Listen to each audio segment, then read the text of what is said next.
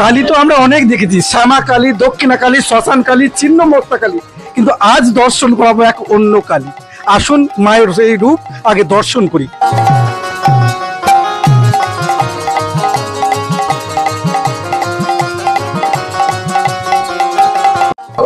বাংলায় এই প্রথম সবুজ রঙের কালী, সবুজ রঙের মা, সবুজ রঙের মা।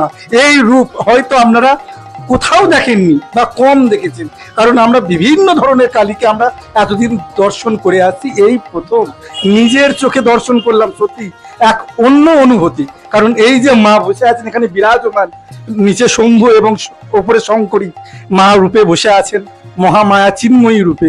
সেই হচ্ছে আমাদের কালী, শুধু পরিবর্তন সবুজ রঙের। সবুজ কালী পশ্চিম বাংলাতে, কারণ আমরা তো আগে দেখিনি, আমরা জানিনি। তো আসুন এখানকার সেবায়িত বা পুরোহিত মশাইয়ের কাছে জানবো এখানকার ইতিহাসটা কি।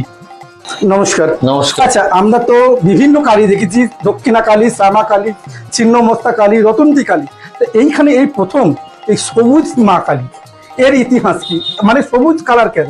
এটা সবুজ হচ্ছে যে আমাদের এখানে আজকে 1900 যখন দেশ ভাগ হয়, মানে ভাগ হয়নি বা ব্রিটিশ শাসন চলছে, তখন থেকে বিন্দুবাসিনী আশ্রম মহারাজ বি লাহিড়ী এবং কল্যাণীগিরি সাঁইথিয়ার এবং আমার দাদু ডাক্তার প্রভাত কুমার ঠাকুর, এই তিনজনা মিলে মাকে সাধনা করেছিলেন।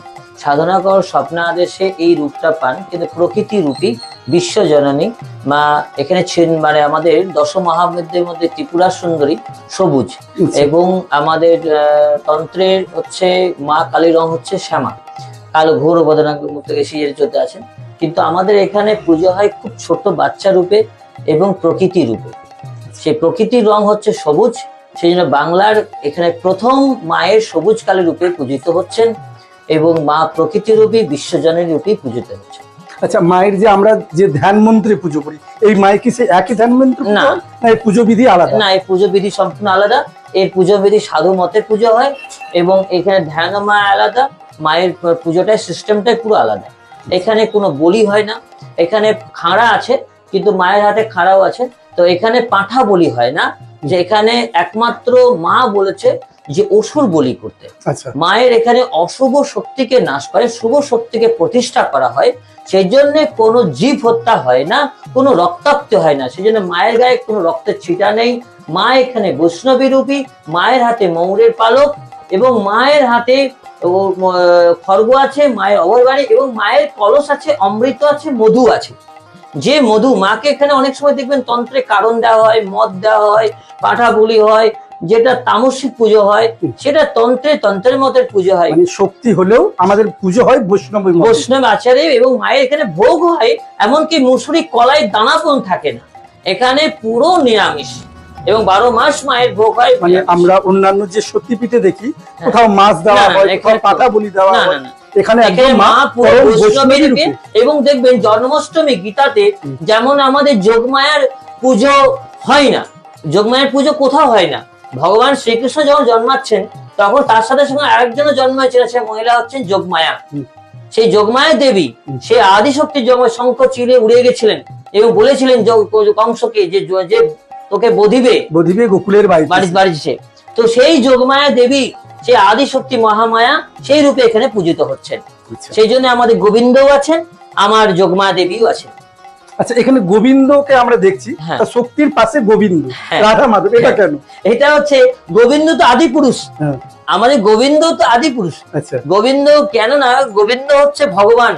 ভগবান বলতে গেলে ভগবান শ্রীকৃষ্ণ ছাড়া একটা মাকে যখন দুর্গাপুজো করবেন, গেল দুর্গাপুজো, গেল শারদিয়া, আমাদের যখন পুরোটা মাকে আলতা দিতে গেলে, সামান্য একটা মিষ্টি দিতে গেলে আমাদেরকে বিষ্ণু স্মরণ করে আমাদের মাকে নিবেদন না করলে আমাদের মা বিষ্ণু সাক্ষী রাখতে হয়। আচ্ছা, আমরা ব্রাহ্মণদের মধ্যে দেখেছি, আমরা যে কোনো দেবীর পুজো করি, কোন মতে পুজো করি, আমরা প্রথমে কিন্তু বিষ্ণুকে আরাধনা করি। একদম, প্রথমে আমাদেরকে বলতে হয় ওম বিষ্ণু ওম বিষ্ণু ওম বিষ্ণু, তারপরে সম্পদানায় ভগবতী দুর্গায় নমঃ। মানে যে কোনো পুজো আমরা কিন্তু আগে আজমন থেকে শুরু করে বিষ্ণু স্মরণ, প্রথমে কিন্তু বিষ্ণুকে দিয়ে শুরু করি। একদম, ওই জন্য হয়তো মায়ের পাশে বিষ্ণু, নারায়ণ শিলাও প্রভু রয়েছে, জগন্নাথ রয়েছে। মানে আমাদের শক্তির মেন উৎপত্তি হচ্ছে শ্রী ভগবান শ্রীকৃষ্ণ। যখন যুদ্ধ হয় তখন কুরুক্ষেত্রের ময়দানে মহাকালীর পুজো করেছিলেন। আচ্ছা, সেই ভগবান শ্রীকৃষ্ণই কালীর পুজো করেছিলেন, হুম। রামচন্দ্র দুর্গা পুজো করেছিলেন। সেখানে কালী কৃষ্ণ কোনো ভাবনা, এখন চলছে অনেক বৈষ্ণব কালী প্রসাদ নেয় না, হুম। আবার কালী প্রসাদ কৃষ্ণ বৈষ্ণবে না, বৈষ্ণবরা আবার কালী প্রসাদ নেয় না, এরকম ভেদ চলছে, মতভেদ। কিন্তু এখানে এখানে সবাই বৈষ্ণব, সার্থক, শৈব সব একাকার হয়ে গেছে, আচ্ছা। মিলন ক্ষেত্র। আচ্ছা, এই জায়গাটা কোথায়?